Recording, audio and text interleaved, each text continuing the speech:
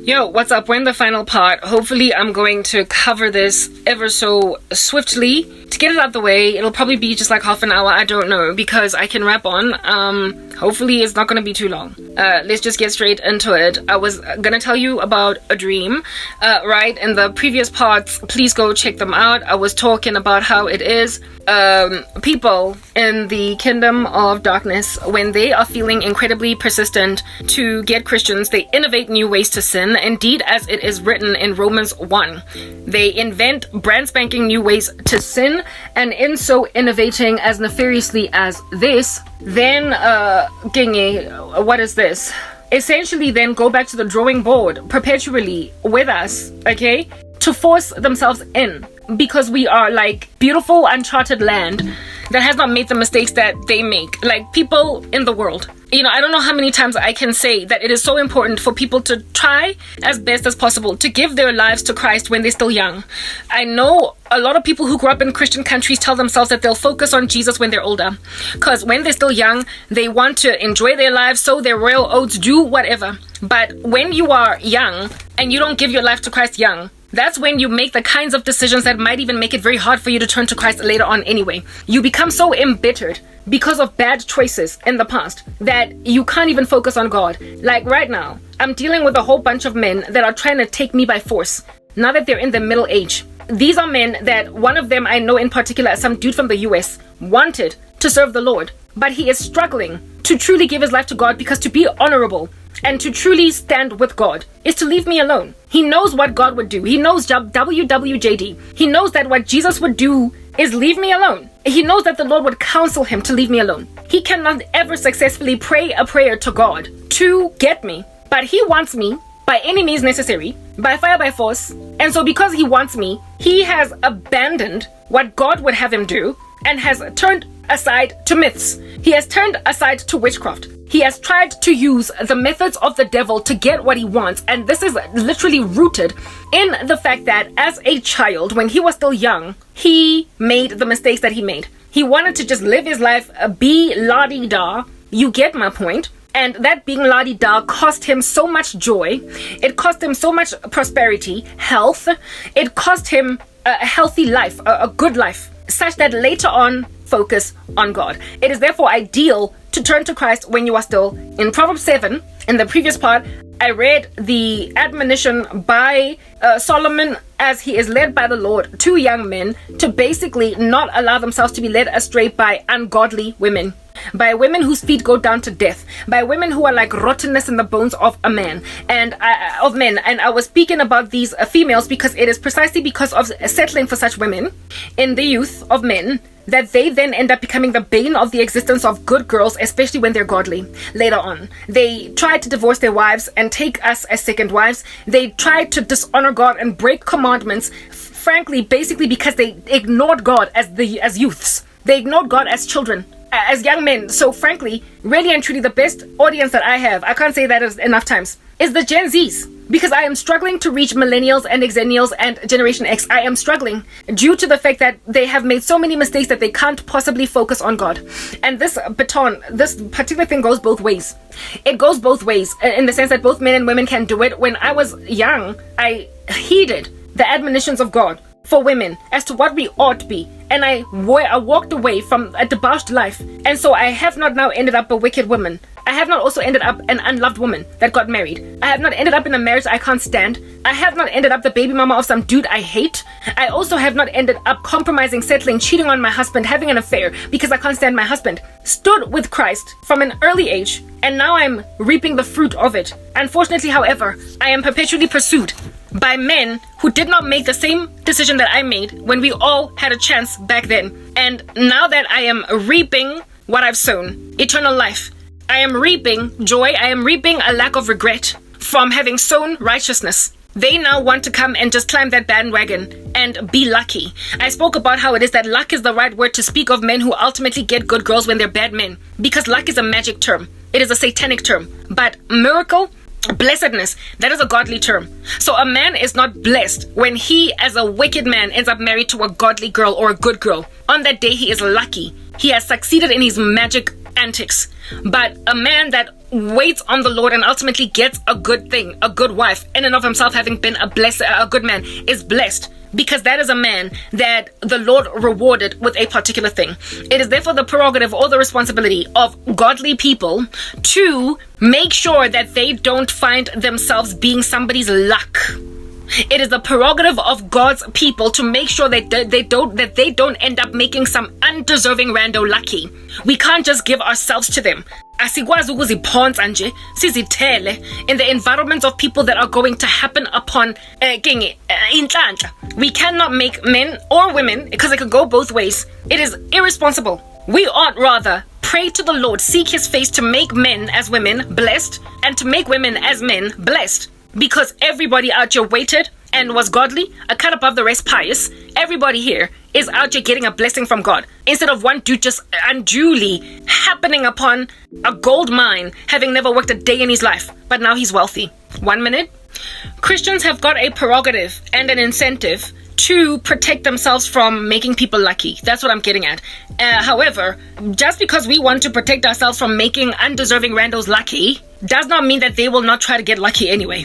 Because people love ill-gotten gain. Indeed, the Proverbs are dedicated to discouraging men, young men, from partaking in fruitless deeds of darkness and stealing, that they might gain things that they have not earned. It's called ill-gotten gain. But these men that have not heeded the Lord's counsel as young men, of course, love themselves some freebies. So they will be chasing around an athletics track some very unfortunate godly people that will have to, and that's just the way it is. Unfortunately, we gotta make war. They've gotta run. We have got to become athletics sprinters, marathoners as Christians, because frankly we have to run from a world of people who feel entitled to us.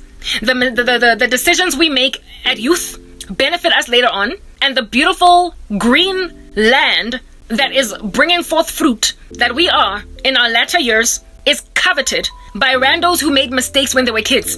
All of us, we were young together as kids. We chose right, they chose left, and now that right has paid off for us. They want to come in and just, plunder, loot, purge. They want to come in and drink the juice. They want to come in and collect the revenue that we have worked like dogs for. It's our responsibility to protect our turf. We cannot be making like the Jews and giving away Gaza, because the moment we give away Gaza, we are going to one day inevitably endure a future where the kibbutz are going to get attacked, where our people are going to get killed, and this will happen precisely because we literally thought we could foster peace with unbelievers. The Lord made it clear. He made it clear that we must not be unequally yoked with unbelievers. He made it clear that we are friendship with the world is enmity with God. He made it clear that no fellowship does there exist between light and darkness, that we ought not partake in the fruitless deeds of darkness, but rather expose them. That no wicked thing should be found on our tongues, that we should not even allow the appearance of sin to ruminate our veins. We should just basically be ye separate. Be ye separate. Be holy, for I am holy. Done deal. It's a done thing. We are not even out here trying to negotiate. However, it does not mean just because we won't negotiate that people won't try to essentially break down our fortress. It is an impregnable fortress insofar as you hold on to God. Can't nobody pierce through it. Even an impregnable fortress can have the residents therein make a decision to take a stroll on the outside. So if you decide to leave your impregnable fortress and stroll the outside, you're going to find yourself married to an unbeliever. You're going to find yourself being regarded as a diva for just being Christian, because you're married to an unbeliever, and people find your godliness diva-ish. They find you stifling. You're like Jabu's dogmatic wife. Imagine that. Your husband is still so worldly that he can hang out with worldly women and worldly men, and they find you stuck up. That's what happens when you leave your impregnable fortress. Jabu is constantly going to get teased for his stuck-up wife. Who in the world wants that? Who? Coupled with the fact that Jabu is just a lucky bugger that ought not have had you. Now that we have said that, granted, therefore, that these people will always try to break down whatever impregnable fortress we have. Ours is to not be so scared about hearing the booms, the bangs and the pows outside of our impregnable fortress. It is ours to make sure that we don't run outside to see what's going on. We gotta hold fort. Having done all, stand therefore. For our adversary, the devil, passes around like a roaring lion, seeking whomever he may devour. Okay? So we have to be sober, we have to be vigilant, and we have to hold fort. We have to hold the line, because we are guaranteed victory. Is for us, who can be against us? He has given us authority to trample on serpents and scorpions and over all the power of the enemy, and nothing shall by any means harm us. Nothing should shake us. Like Mount Zion, we should endure forever, stand, never be shaken. That's who we are. Because what these people are doing is trusting that there comes a time when a Christian is so flattened that she wishes she was dead, or he wishes he was dead. There comes a time when we are so flattened that we are asking God, how long? And like Asaph, we are like brute beasts to God because we have seen the prosperity of the wicked. It is during this season that they try to infiltrate rubbish. It's when they try to get us to get out of the door because we keep on hearing boo outside, even though we're in an impregnable fortress, but we keep hearing boo outside. And sometimes when you hear bombs, you are tempted to go and look. You must just stay put, because this is what God guaranteed us, that he will give us breakthrough, because if at all we are endured for too long a season in a particular stagnant position, we will be inclined towards wrongdoing, and God does not want us to be inclined towards wrongdoing. Go and read Psalm 125. So God will ultimately break us out. He will not suffer us to be tempted beyond what we are able. So if at all we're still enduring, it means that we have been given grace to endure for now, but there will inevitably come breakthrough. Why? Because if breakthrough never came, if it never comes, and we're just endured insufferably and indefinitely through a lot of rubbish, we will end up sinning. We will go out of this impregnable fortress. We will experiment. We will dabble. We will do strange things. I am a 39-year-old woman. Apparently, allegedly, this is when it is that I should give up. I am 39, but I'm not 40. I also get my period every month.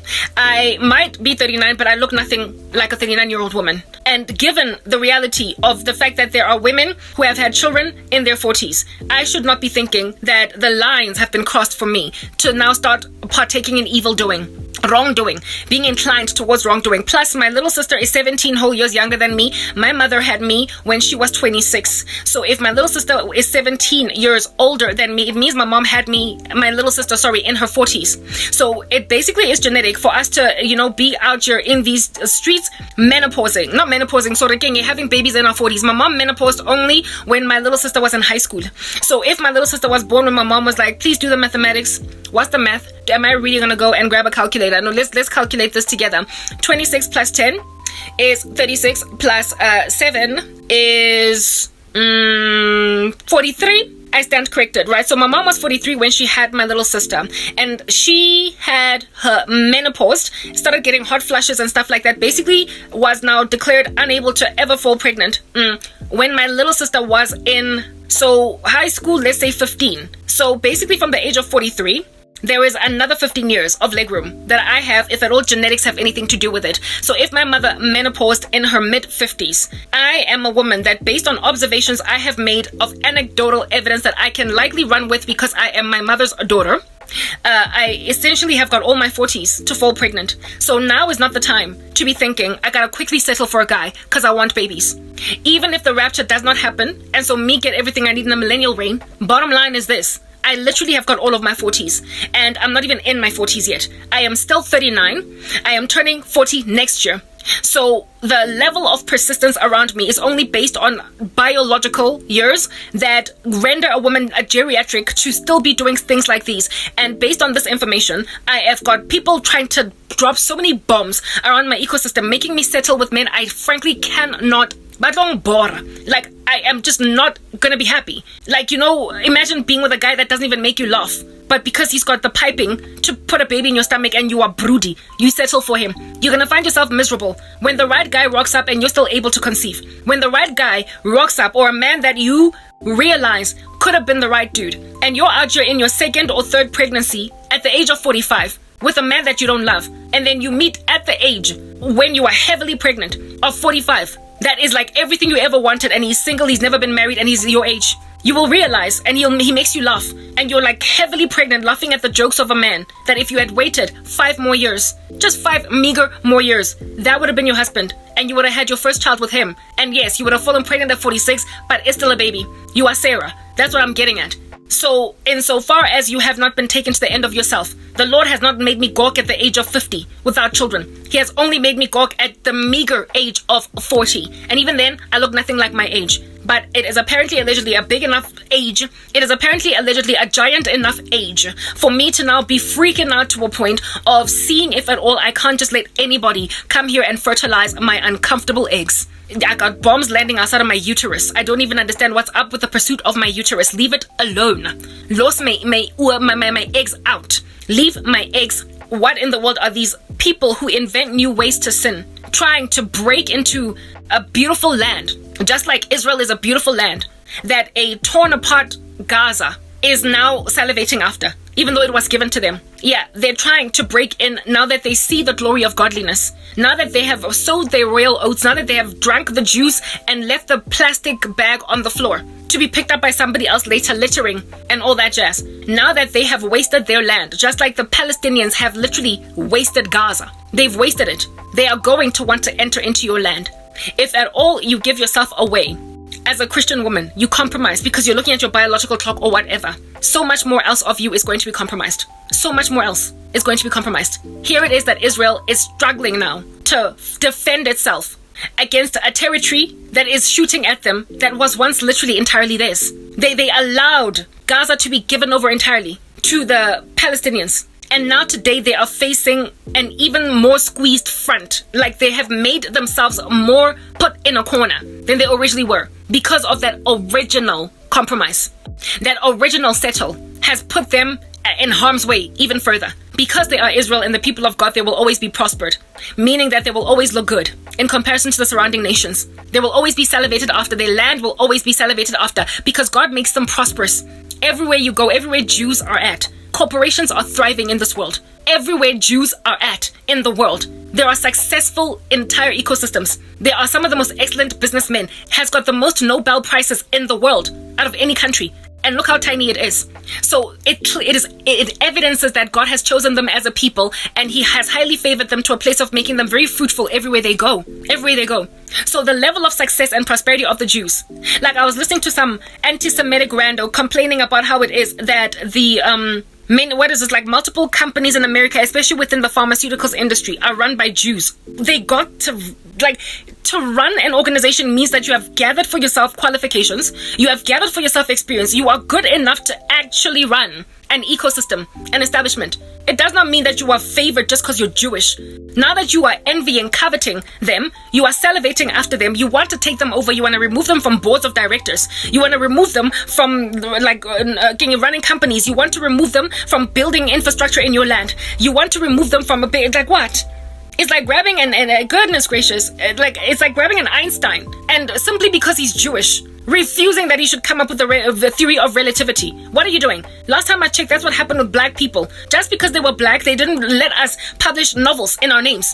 Just because we were black, they refused to let us study science and math degrees at some point. So if you're going to refuse a person to thrive and be successful in society purely because of what religion they belong to, on that day you're being as archaic as a systematic oppression for black people. You are being as archaic as a racist in the 18th century. But they don't see it that way with the Jews. So what if they run all of Pfizer? So what if they run all of, you get my point. Like they get to be businessmen and women. And the Lord has so thrived them. If anything, much of the anti-Semitism across the world has precisely been because everywhere they go, they're so good at what they do. What happened to them in Egypt with Joseph, in Joseph's day, was precisely because of that. The Jews were so numerous and they were so gifted. And what they did, that they intimidated the Egyptians until they put them as, they reduced them to slaves and made them Egypt's labor force because they were that good. They were that good. God has always granted them a severity of excellence. Now, when somebody is that excellent, and so therefore they are able to thrive their land, they're able to do as well as they do. When you have squandered your inheritance, you are thoroughly going to salivate now next after them. Because all you do is make like a bulldozer, destroy everything in your wake, and if it is still thriving, alive, and beating, pumping with the heart, releasing blood into the arteries, you're gonna want to kill it too. And that's what the Gaza Stripians, the Hamasians are doing. That's what they're doing. They were given Gaza, and now they want to ransack. So as Christians, we have got to recognize our Gazian nature, in the sense that we got to strip in part of the whole thing that we are as Christians, that we must never let go. Because the moment we let go of that strip, they're going to come for another strip, and then another, and another. They're going to salivate after Jerusalem, and then Tel Aviv, and then, and it, like, literally the rest is history. They will keep on coming at everything of ours, because where you thrive, given that God has given you prosperity, given that you walk in Psalm 1, in all that you do, you prosper. You're like a tree planted by streams of water that yields its fruit in its season. In all you do, you prosper. When you prosper, people salivate after the green land you are flourishing fruit from. They will always want it. And so when you stick with Christ and you bear fruit, the beautiful tree that is bearing these beautiful fruit, there will always be some dude rocking up with a bulldozer trying to bring it down, that he might harvest your fruit when you are in no position to be even brought down, because you got to be rooted and still producing fruit for that land. When you marry an unbeliever, the whole tree gets uprooted, the fruit gets eaten, and then there is nothing left. But when you marry a believer, he picks from the tree so that you can grow fruit next season. That's the difference. So do not give yourself away at all, especially to those of you who feel like you're at the end of yourselves. Only do the statistics in your head. What do I have? I've got a mother who was able to give birth to a healthy baby that is thriving today. Lanza, do you understand? She is 22 and she is growing and she is mighty and she is strengthful. She's full of strength. And she is a human being entirely recognized by this country as a citizen. She is a whole person that was able to grow and be very healthy.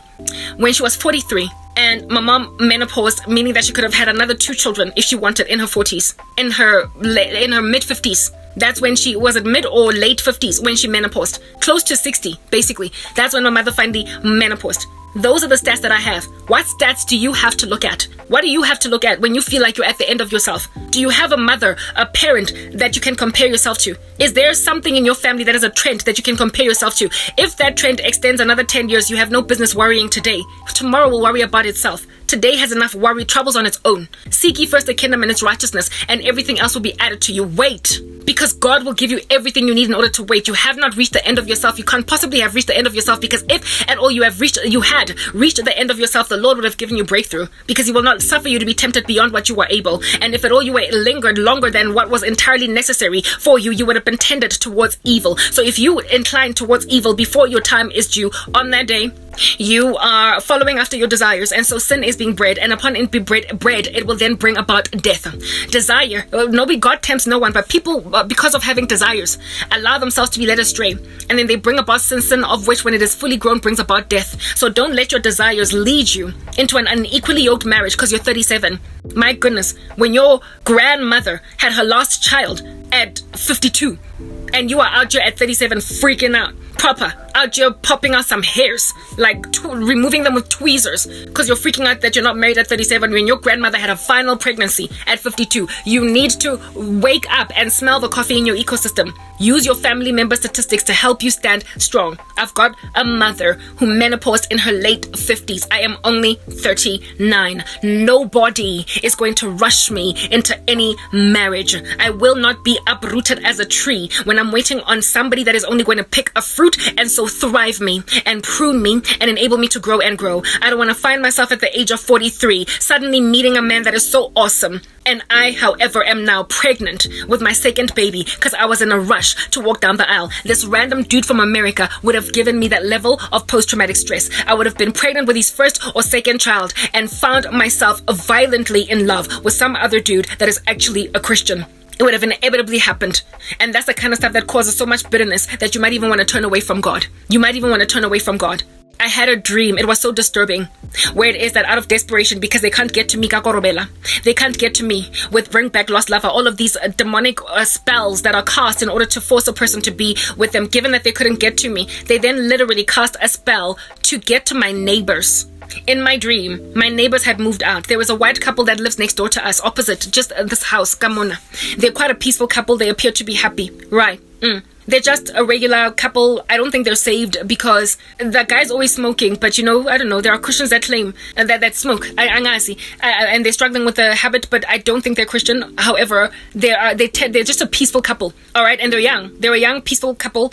They don't look any older than 35 type setup thing. They moved in last year. I had a dream. Prior to them, there was an Indian family living there, and then they lived there for like 5 months, and they left. They moved out, and then prior to them, there was a family that had been there for years. Okay, so there's quite a lot of activity, movement here.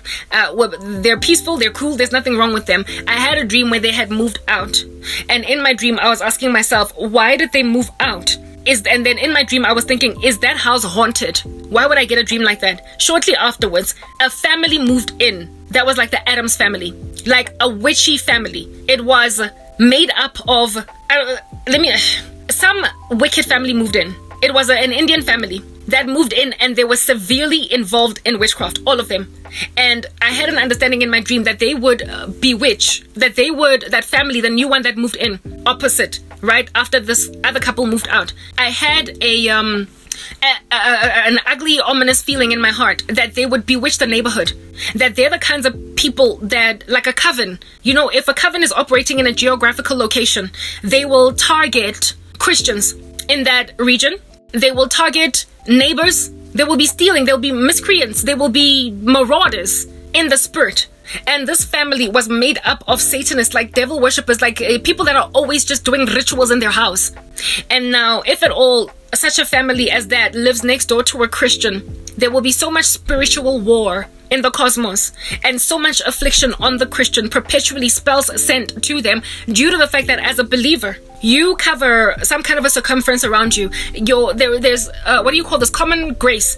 Because of the fire or the force field of God's grace anointing around you, you tend to just cover, by mere virtue of being in a particular geographical location, your immediate neighbors. So your next door neighbors are covered by the grace of God that is over you, your own family, the opposite, etc. But if the people in question are actively involved in witchcraft, if they are actively involved in devil worship, they will feel the energy, the force field, the God protection, the God thing that is coming from one house in the diameter, in the circumference, and they will target it, and they will work tooth and nail for it. And I had a dream with a couple that lives here, the young married couple that I believe bought this house because they had just gotten married, moving out. And in my dream, I was like, did they move out because it was haunted? And then another family moved in, and it was an Indian family in particular. When they moved in, they were already setting up some occult paraphernalia in the garden. And in my dream, I was like, okay, whatever. When I woke up from that dream, I asked the Lord, what in the world did that dream mean? Are the couple from next door actually moving out? And not next door, but opposite us. Are they actually moving out? And God was like, no, they're not moving out. They have no intention of moving out, but there is a spell cast to make them move so as to move in another family into that same home that are going to be so heavily involved in darkness that they will pick up your Christianity and they will target you. They will target you. They will literally dedicate their seances in that house. You're never gonna get a week off. You're never gonna get a day off. You're never gonna get a month off. They will literally target you, because if at all a coven is operating in any ecosystem, Christians are destructive to that coven, in that whatever they try to do, it can't succeed. And then now, when you are a family living in a neighborhood and you keep on bewitching and doing spells and like basically just being a menace in that neighborhood, when somebody is coming against that, when they are successfully covering neighbors, when they are successfully thwarting spells from working, when your work is disturbed, you will want to move that Christian out the way. You will want to knock them out. You will think that they are basically a hindrance. So if there is a whole demonic family doing rituals 24 hours a day, it's what they do. Like they were setting up occult paraphernalia in the garden, evidencing that maybe it might even be a family that is consulted. Like as in, they have clients, like customers that come in and pay for evil work to be done on their behalf. And in my dream, they were setting base camp. And I thought nothing of it. But when I woke up, I asked God what in the world that meant. And he was like, there was a plan, a strategy by the occult to drive your neighbors out, to drive the family, the new couple that lives next door out. This couple is so happy that every so often they're always screaming and jumping into a swimming pool. They're content, they're happy. And I saw in my dream that there is a plot to move one of my neighbors out. And so I would imagine that the couple opposite is likely the most credulous, the most gullible, not gullible, but the most sensitive to move out, because they are the most recent occupiers of this particular property. Like the opposite neighbor, the one that lives next door to my mom, right, like right next to our house. It's a sectional title. She's been here for years, and she looks more or less the age of my mom, so evidencing that she very likely also might be, what's the word that I'm looking for, have bought the house. It's possible that the house, she owns it, like it all of it, like she has paid in full. She has finished her mortgage on it, so it's her house. There's no, it's highly unlikely that she would move out. But this couple, this white couple opposite, looks like they're still paying a bond. Like it looks like they bought this place just after getting married. They're a newly married couple. I assume they're married, right? They moved in last year sometime. They appear happy, but their bond is fresh. And because they're young, they are susceptible to moving quite a lot. Young people don't stick around in one place for too long. They're the only ones that make occult sense to move out the way and exchange them for other neighbors. The lady that lives opposite here is retired. She bought this house cash. Yeah, those are the only ones that are surrounding me in the immediate periphery. So they targeted our opposite neighbors, and they don't even live in our complex. They live in the next door complex, but it's right next door to ours. And I had a dream when they had moved out. What the heck? Like, people in the occult are so evil, guys. They're so evil. They're so evil. And I don't even know why they don't get goosebumps when people find them out like this. I told you, they're like a haunting, the grudge. So they want to disturb the peace of the people next door, or to cause them to suddenly develop an interest, a desire to move out, look for a new house, even though they were not planning on leaving, not any minute now anyway. And the people who would then replace them would be a family that is very demon possessed, run a whole coven in their household. Yeah, like I said, it was an Indian family. I'm not saying Indian people, Bayatagata, and just them, but that's who God decided to use in my dream, an Indian family. Maybe that is what it is earmarked to move in, an Indian family in particular, Eloyang, like no man's business. And they wanted next door to me, so as to basically put me at war with my neighbors. Because I'm always praying. I'm always praying and ubiquitously covering all of my neighbors. They are lost. They're in the world, but they're, just ignorantly going through the world. They have got God's common grace covering them through my prayers, through the presence that I keep. Also, the fact that I'm always here 24 hours a day, I never go anywhere, means that there is no time of day when these people would try to cast a spell that I won't be standing up against it. They want to put me at war with next door neighbors, so that I would be under so much attack that I would do anything to get out or commit suicide. Something. I gotta capitulate. I gotta settle. That's the kind of stuff that people in the occult are doing. They keep on going back to the drawing board. They keep on inventing new ways to sin. They keep on pulling out new rabbits out of hats. They keep on trying. Finish me off. Except God showed me. So I stood in the gap. I'm praying like no man's business for the Lord to block the spell from working on my neighbors so they can stay. They must just stay where they're at. Be happy. Continue to thrive. Have babies. And just stay. This morning when I woke up, I looked at like their house, and their sliding door was open. I was like, please don't move out. Do not move out. Because it's going to give me goosebumps, send shivers down my spine to see an Indian family moving in next door. Because I will know that they're involved in darkness, because God will have given me details of what the new neighbors will look like. It'll be an Indian family. Yes, like it, guys. Yes, the people in the occult. Like there's no whore, there's no full stop. And I don't even know why, upon being so obsessed with a Christian, they don't wake up and realize that there is power in the name of Jesus. It's the only reason you're that obsessed with believers. So given that they're now trying to derail me through neighbors that are going to put me in a spiritual battle that is going to add insult to my uncomfortable injuries, now do you see why it is that the occult is not worth your while? Do you see how far people are prepared to go? After getting that dream, I had yet another dream of some small little man. Nah, it wasn't just one small little man. It was like 2 or 3 of them. They looked like a combination, like they were hybrids of human beings and some winged animal. And they were charcoal black in color. And they kept on trying to negotiate with me on some garble, but we'll love you. We will take care of you. We will not hurt you. We just want to love you. Just let us. So it's 3 different men trying to negotiate to marry me, even though they've got these whack stats based on my situation, my circumstance. And they're like, you have spoken volumes. We agree. We admit we were wrong. But let us just love you. So now, instead of spells being cast on me by them, they now are trying to get my neighbors to cast spells on me, so I can focus on the spells that are being cast on me by my neighbors, instead of on the wickedness of men that are trying to infiltrate godly women's lives. That's the level of demonic abuse, a demonic attack, demonic activity in the cosmos. And you are still toggling with whether or not to turn to Christ as a human being. I'm going to conquer all of this. I am standing in the gap. Currently, I'm fasting for the spell to not work, so that my neighbors will stay put where they're at. But it must be understood that as a Christian, this is how much people want you.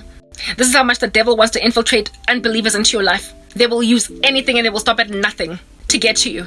But yours is to hold on to your Gaza Strip, the proverbial Gaza Strip. Because the moment you let the Gaza Strip go, any minute now, there will be an invasion in the southern part of your country because you are busy making peace deals with the enemy. Friendship with the world is enmity with God. The Lord has come upon the earth not to bring peace but a sword. We must not be unequally yoked with unbelievers. We have no business accommodating darkness, and when we are waiting, it is especially during the height of our sorrow, in our hope being deferred, and so our hearts being made sick. That is when Satan is like, this is the sweet spot. Go in now, because before long, this person is going to get a breakthrough, because God is not going to allow her to stay in this position indefinitely, because it would go against his character, his word. It would make it impossible for her to stay godly. She would tend towards wrongdoing. So given that she is so close to the end of herself, she is therefore close to her breakthrough, meaning that it is now that you gotta do whatever you need to do to derail this woman. So now people be out there trying to give me evil neighbors. That's the occult. They are causing the earth to haunt. You need Christ. Turn to him. Love him. Embrace him. So you can conquer hauntings that other people in the world frankly cannot stand. You, as a Christian, are able to cover even your neighbors. You, as a Christian, are able to cover your family. You, as a Christian, are able to cover yourself. And so you, as a Christian, have a responsibility and a prerogative to always say no to unbelieving infiltration into your life. I hope you've been edified. In the name of Christ, I am signing out, Cran K.